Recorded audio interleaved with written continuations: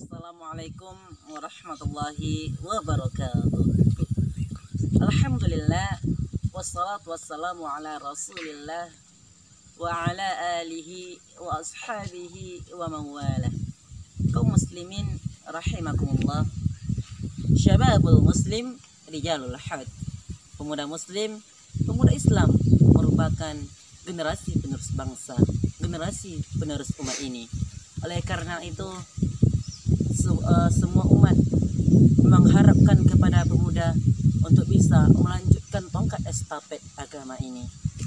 Oleh karena itu, kaum muslimin rahimakumullah, Islam banyak menceritakan, banyak memperhatikan tentang pemuda. Karena apa? Karena masa muda merupakan masa keemasan. Masa muda merupakan masa untuk melakukan segala aktivitas yang bisa berkaitan dengan kebaikan, kemuliaan, dan kejayaan bagi setiap umat. Oleh karena itu, jikalau kita lihat begitu banyak Allah menjelaskan di dalam Al-Quranul Karim, dan tak luput pula dalam hadis-hadis Rasulullah Sallallahu Alaihi Wasallam menjelaskan tentang para pemuda.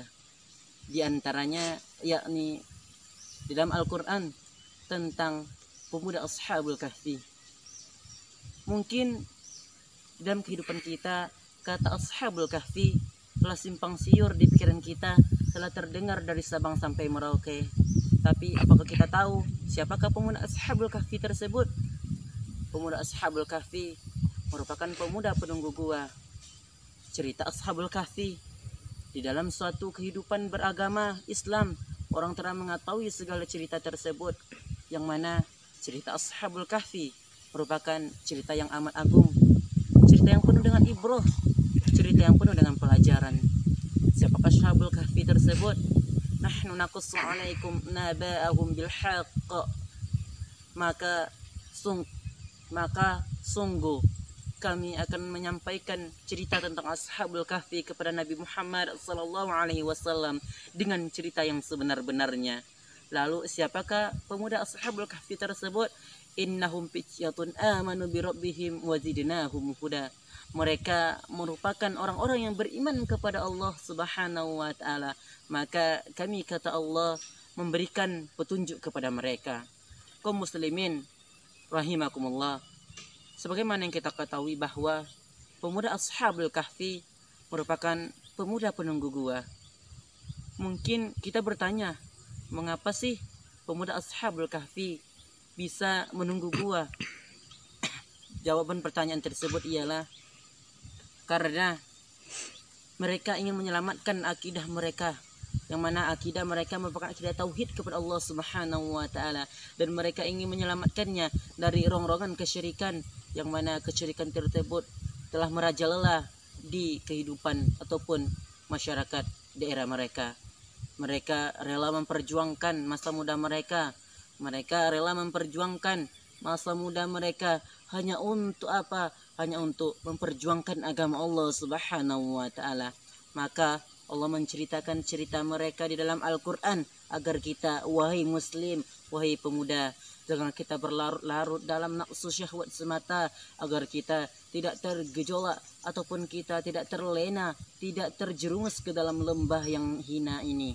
Kaum muslimin rahimakumullah, oleh karena itu marilah kita selalu kembali ke jalan Allah. Oleh karena itu marilah kita selalu menegakkan agama Allah.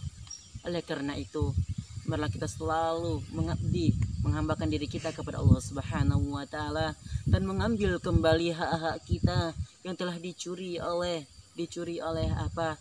Dicuri oleh kaum kafir Quraisy. Kaum kafir apa? Baik kaum kafir Quraisy pada zaman dahulunya maupun sekarang kaum yang lainnya. Ma'asyiral muslimin rahimakumullah.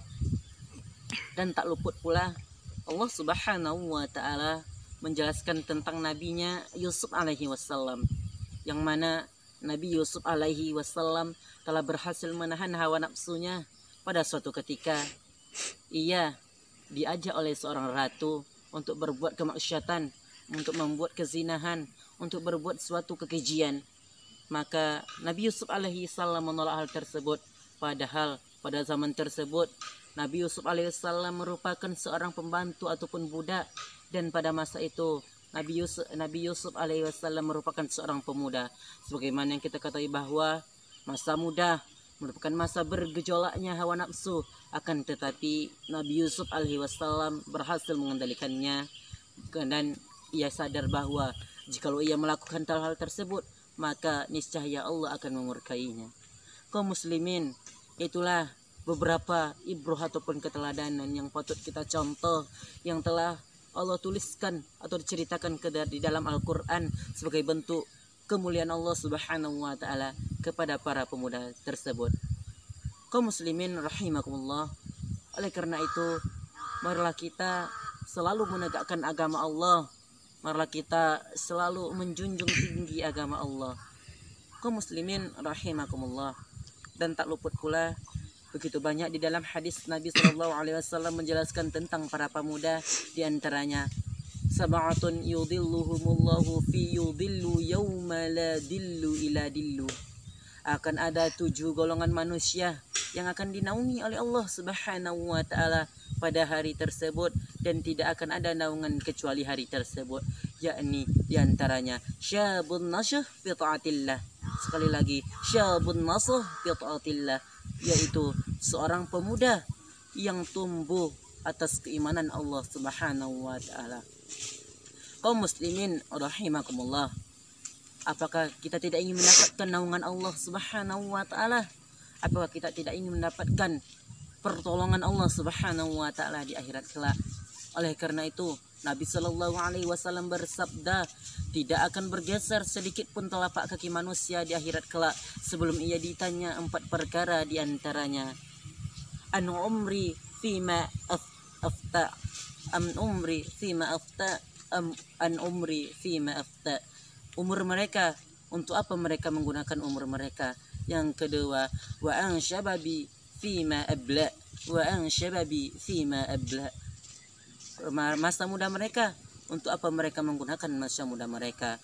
Oleh karena itu kaum muslimin, para pemuda-pemuda sejati, sebelum datang hari penyesalan tersebut, na'udzubillah summa na'udzubillah min zalik, malah kita selalu berbuat sesuatu yang bisa mendatangkan kebaikan kepada Allah Subhanahu wa Ta'ala. Malah kita selalu beriman kepada Allah Subhanahu wa Ta'ala, malah kita selalu menegakkan agama Allah Subhanahu wa Ta'ala, malah kita selalu mendirikan salat, mendirikan ibadah-ibadah yang dapat menyenangkan kita, yang dapat memberikan kita pahala yang banyak, dan insya Allah kita akan selamat di dunia akhirat, dan kita akan menjadi pemuda sebagai penerus bangsa, bukan hanya sebagai penerus bangsa ini, tetapi juga menjadi pemuda penerus agama ini. Cukup sekian. Wassalamualaikum warahmatullahi wabarakatuh.